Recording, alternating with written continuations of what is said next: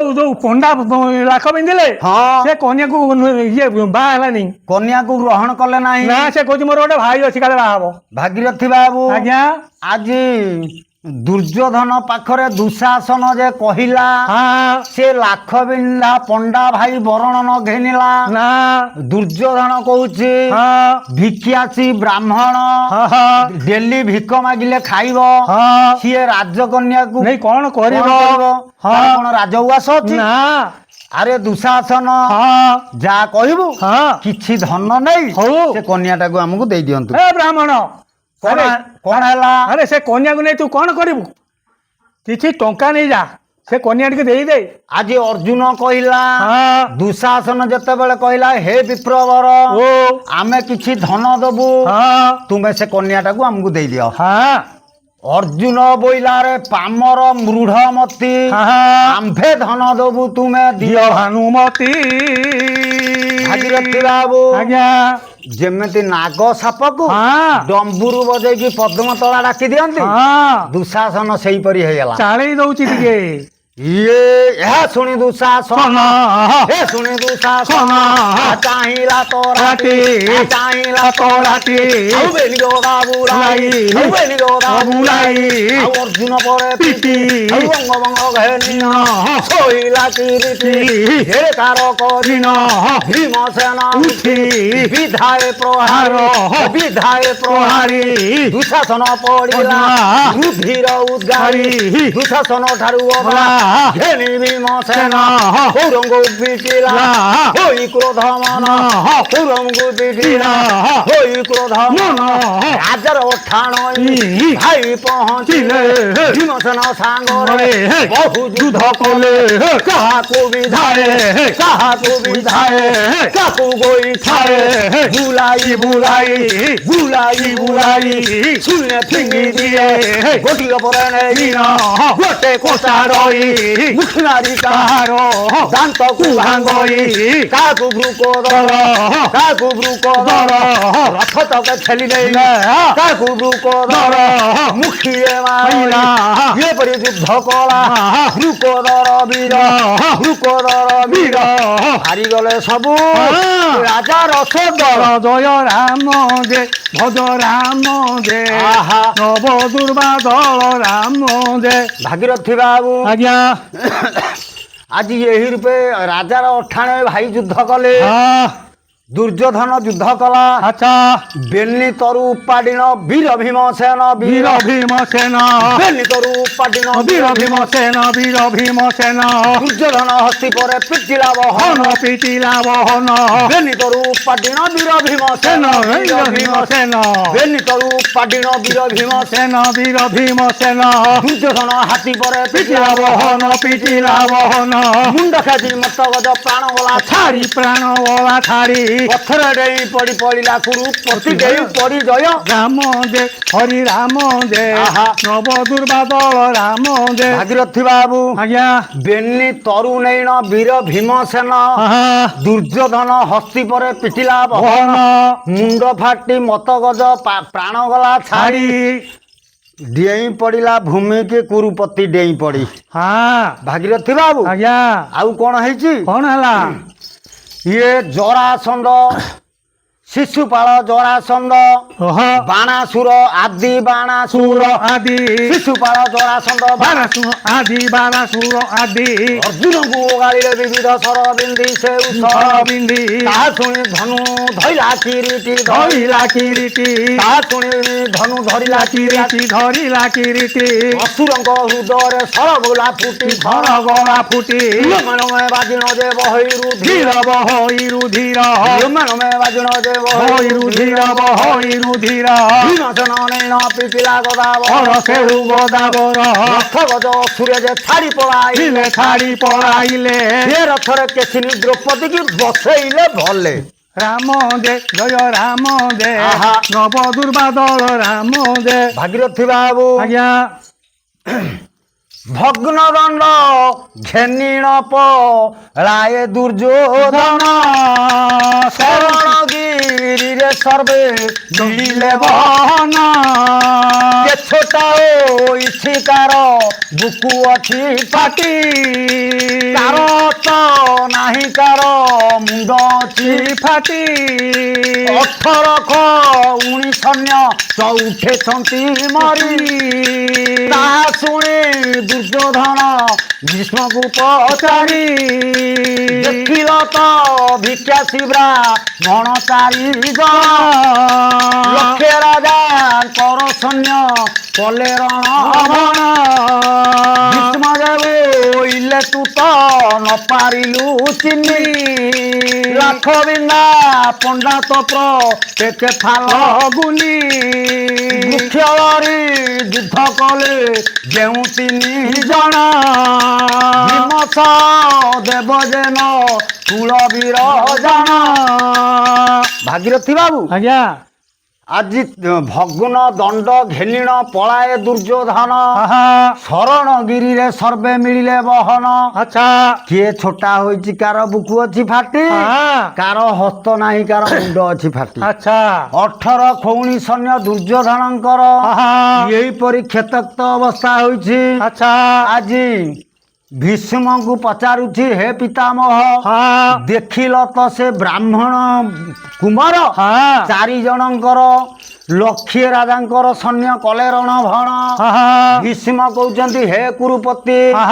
ତୁ ଚିହ୍ନି ପାରିଲୁ ନାହିଁ ନା ସିଏ ବୃକ୍ଷ ଧରି ଯୁଦ୍ଧ କଲେ ଯେଉଁ 3 ଜଣ ଭୀମ ନକୁଳ ସହଦେବ ଜାଣ ଆଉ ଯିଏ ଲାଖ ବିନ୍ଧିଲା ସିଏ ହଉଛି ଅର୍ଜୁନ ଫାଲ୍ଗୁନି ଭାଗୀରଥୀ ବାବୁ ଆଜ୍ଞା ଶକୁନିକୁ ଦୁର୍ଯ୍ୟୋଧନ କହୁଛି ମାମୁ ଆଜି ପିତାମହ ଏଇଆ କହୁଛନ୍ତି ଶକୁନି ବୋଇଲେ ଭୀଷ୍ମ ନିଦ୍ରା ଯାଇଥିଲେ ତେଣୁ ମଲା ଲୋକକୁ ସପନ ଦେଖିଲେ ଯୋଉଦିନ ପାଣ୍ଡବ ମାନେ ସେ ଯୋଉ ଘରେ ପୋଡ଼ି ଜାଳି ପାଉଁଶ ହେଇଗଲେ ସେଇଦିନ ଭୀଷ୍ମ ନିଦ୍ରା ଯାଇଥିଲେ ତେଣୁ କରିକି ମଲା ଲୋକକୁ ସପନ ଦେଖିଲେ କହୁଛନ୍ତି ସେଇମାନେ ଆଇଛନ୍ତି ଆଉ ଭାଗୀରଥୀ ବାବୁ ଆଜ୍ଞା ସିଏ ଗିରିର ନାଁ ହେଲା ଶରଣଗିରି ଆଚ୍ଛା ସେ ପର୍ବତ ଉପରେ ଯିଏ ଶରଣ କରିବ ବା ଶରଣରେ ରହିବ ତାକୁ କେହି ତା ସହିତ ଯୁଦ୍ଧ କେହି କରିପାରିବେ ନାହିଁ ଏଣେ ହେଇଛି କଣ ହେଇଛି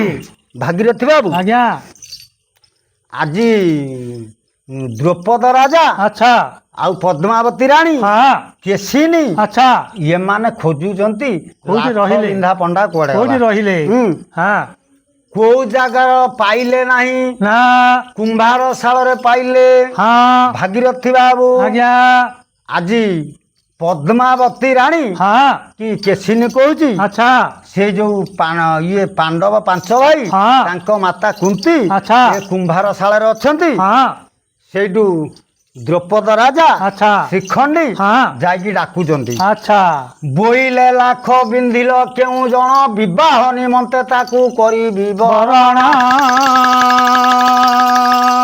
ଯୁଧିଷ୍ଠି ବୋଇଲେ ଆମ 5 ଜଣଙ୍କୁ ହିଁ ବର 5 ଭାଇ ବିବାହ ଦୁହିତା ତୁମର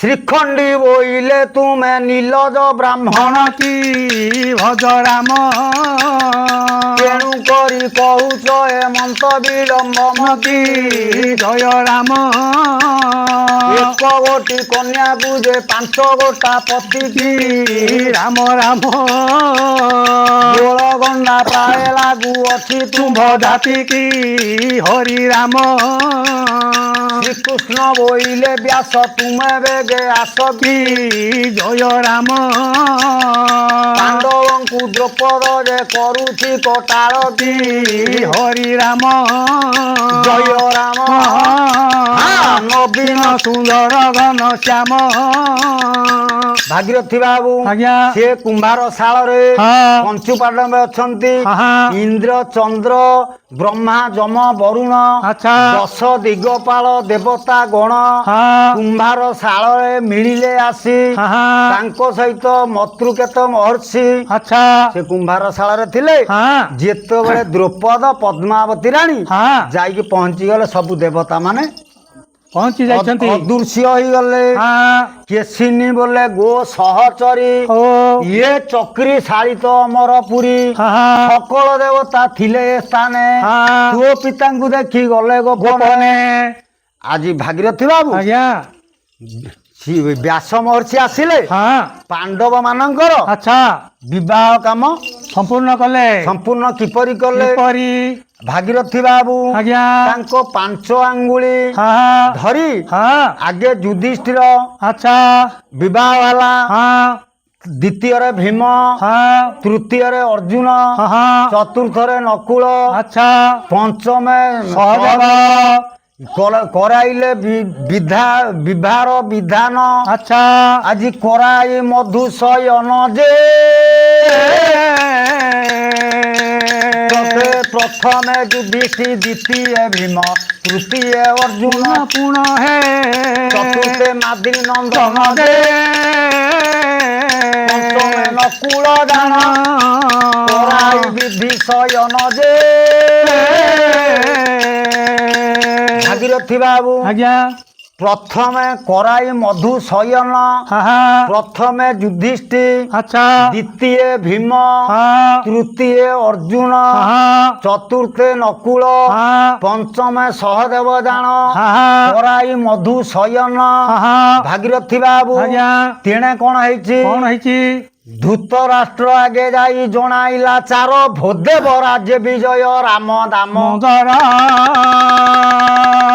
ତାହା ଶୁଣି ଅନ୍ଧ ରାଜା ଆସନୁ ଉଠିଲା। ଭଜ ରାମ ହେ ଓଳଗି ହୋଇଣ ଦିବ୍ୟ ଆସନେ ଦେଲା ଗଲା। ଜୟ ରାମ ହେ।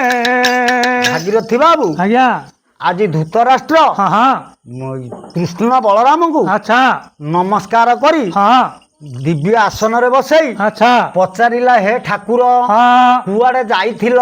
ହଁ ହଁ ଇଏ କଣ କହିଲେ? କଣ କହିଲେ? ପାଣ୍ଡବଙ୍କ ବିବାହ ସାରି ଯାଉଛୁ ଦ୍ୱାରିକା।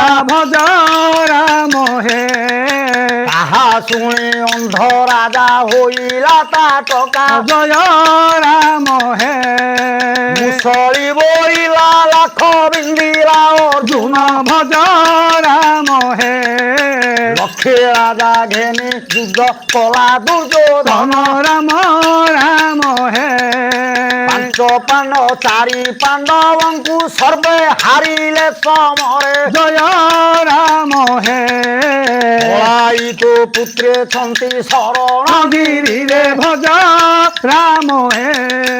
ଭାଗୀରଥୀ ବାବୁ ଆଜ୍ଞା ଆଜି ତାହା ଶୁଣି ଅନ୍ଧ ରାଜା ହୋଇଲା ତାଟକା। ହଁ ଧୂତରାଷ୍ଟ୍ର ବୋଲେ, ହେ ହରି ହଁ ସିଏ ତ ପାଣ୍ଡବ ମାନେ ଯତୁ ଘରେ ହେଲେ ଯାହା କିପରି କହୁଛ ପ୍ରଭୁ ହେଲେ ସେ ବିବାହ? ଆଚ୍ଛା ବଳଦେବ ଠାକୁର କହିଲେ, ହଁ ସପ୍ତମୀ ମଙ୍ଗଳି ସାରି ଯାଉଛୁ ଦ୍ୱାରିକା। ହଁ ତାହା ଶୁଣି ଅନ୍ଧ ରାଜା ହୋଇଲା ତାଟକା। ତାଟକା କହିଲା, ଲକ୍ଷେ ରାଜା ଧରି ଯୁଦ୍ଧ କଲା ଦୁର୍ଯୋଧନ। ହଁ ଚାରି ପାଣ୍ଡବଙ୍କୁ ସର୍ବେ ହାରିଲେ ସମରେ। ହଁ ପଳାଇ ତ ପୁତ୍ରେ ଛନ୍ତି ଶରଣ। ଶରଣଗିରିରେ ଏଇଥର ଗୋଟେ କାମ କର, ହଁ ଯାଇକି ପାଣ୍ଡବ ମାନଙ୍କୁ ହଁ ଆଣି ନିଜ ରାଜ୍ୟର ରଖ। ହଁ ପୁତ୍ରବୋଧ ମାନଙ୍କୁ ନେଇ ଆସ।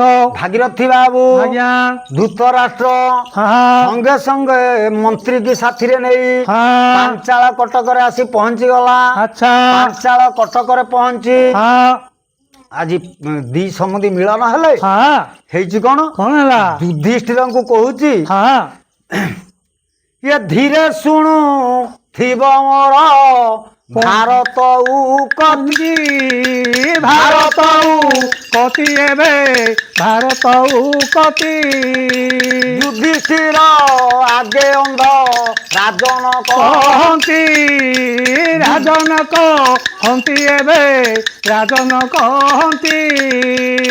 ଭାଗୀରଥୀ ଆଜ୍ଞା କହୁଛି ଦୁର୍ଯ୍ୟୋଧନ ଦୋଷ ବାବୁ ମନର ନ ଘେନ।